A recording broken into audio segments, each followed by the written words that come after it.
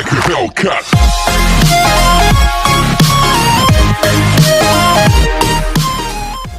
Salam olahraga, selamat pagi anak-anak. Bapak harap kalian pasti baik selalu dan sehat. Hari ini kembali bersama Bapak Andres Tolo dan juga Bapak Kristo untuk mengajar pendidikan jasmani dan olahraga untuk kelas 4 dengan tema yaitu bab 3, subtema 3 atau bagian C, lompat jauh. Selanjutnya anak-anakku, kita akan masuk dalam doa sesuai dengan keyakinan kita masing-masing. Sikap sempurna dan kita akan masuk dalam doa. Berdoa dimulai. Berdoa selesai. Nah, anak-anakku, kembali kita lihat materi kita kalau kita sudah selesai berdoa. Nah, Bapak harap kalian boleh mengikuti materi ini dengan baik dan juga boleh membaca buku di buku paket kalian dengan cermat dan teliti sehingga boleh menjawab soal-soal yang nanti Bapak berikan kepada anak-anak. Kita lihat yaitu lompat jauh. Ya, kita lihat lompat jauh itu adalah di mana sebuah gerakan melompat yang ditandai dengan gerakan melayang di udara. Ya, Bapak guru ulang lagi, lompat jauh adalah gerakan melompat yang ditandai dengan gerakan melayang di udara.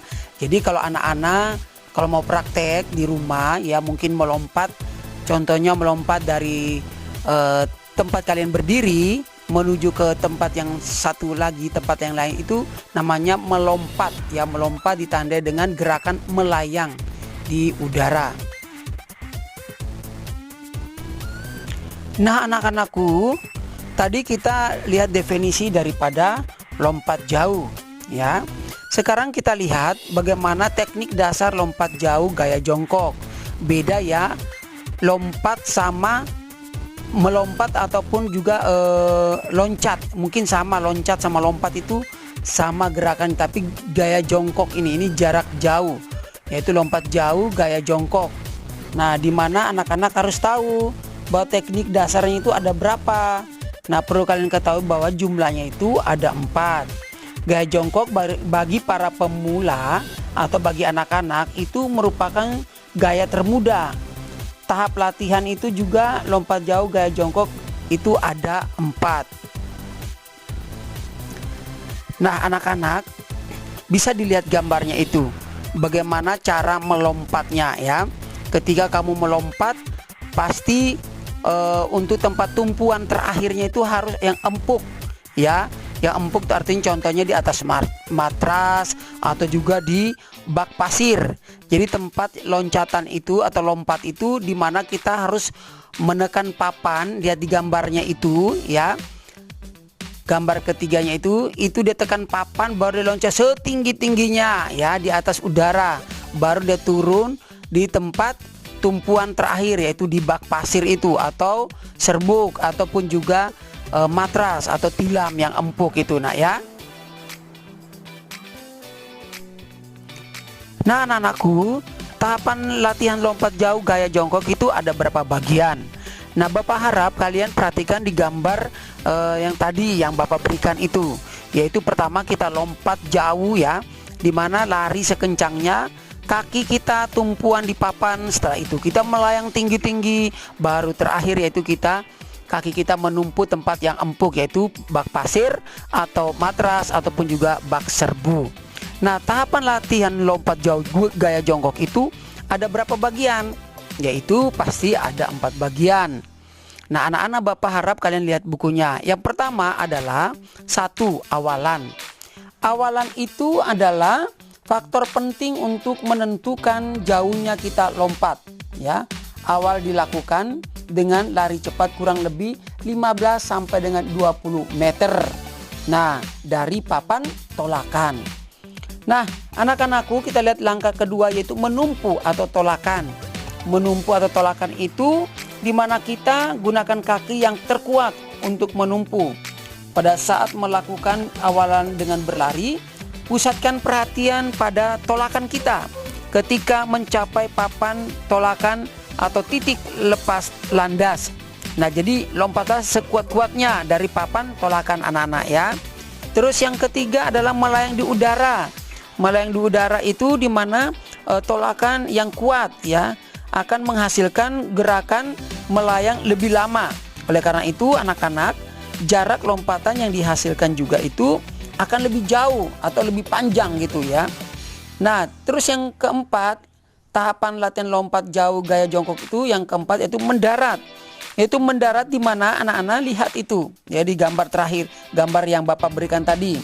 Di mana koordinasi anggota tubuh kita tuh sangat diperhatikan. Nah, condongkan badan kita ke depan ya. Saat kita kaki menyentuh pasir atau matras atau juga serbuk ya, supaya badan tidak jatuh ke belakang. Nah, kenapa? Karena saat mendarat tangan dijulurkan ke depan atau ke belakang? Pasti ke depan. Untuk apa? Untuk menjaga daripada keseimbangan dan mendaratlah dengan sikap kaki kita menggeper.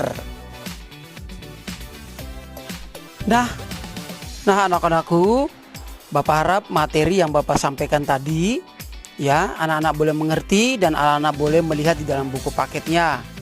Bapak harap kalian bisa memahami, mengikuti materi ini dengan baik. Sekarang anak-anak boleh menjawab pertanyaan-pertanyaan yang Bapak berikan.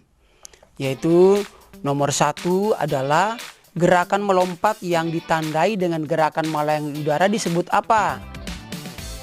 2. Awalan dilakukan dengan lari cepat kurang lebih berapa meter dari papan tolakan? Nomor 3 adalah faktor penting, maksud Bapak faktor penting untuk menentukan jauhnya lompatan disebut apa? Dan berikut anak-anakku yaitu nomor 4, bahan apa yang terdapat di dalam bak lompat jauh itu? Kira-kira bahan apa? Terus yang kelima yaitu sebutkan ada berapa teknik dasar lompat jauh gaya jongkok. Ada berapa teknik? Ya, Bapak harap tadi Bapak sudah jelaskan. Anak-anak bisa lihat di buku paket. Serta di nomor 4 itu juga anak-anak bisa mendengar videonya. Kira-kira bahan-bahan apa saja? Ya, mungkin yang Bapak sebutkan tadi itu mungkin salah satu untuk bisa menjawab pertanyaan kalian. Baiklah anak-anak, Bapak harap semoga kalian bisa mengerti dan memahami dengan materi ini. Bapak harap supaya kalau mau bisa mengerjakan soal yang baik dan benar yang Bapak berikan. Jika merasa sulit, silakan bertanya kepada Bapak secara japri. Atau juga bisa tanya kepada orang tua atau kakak yang bisa mengerti tentang materi ini. Dan akhir kata untuk materi ini, semoga kalian tetap sehat dan semangat selalu. Salam olahraga.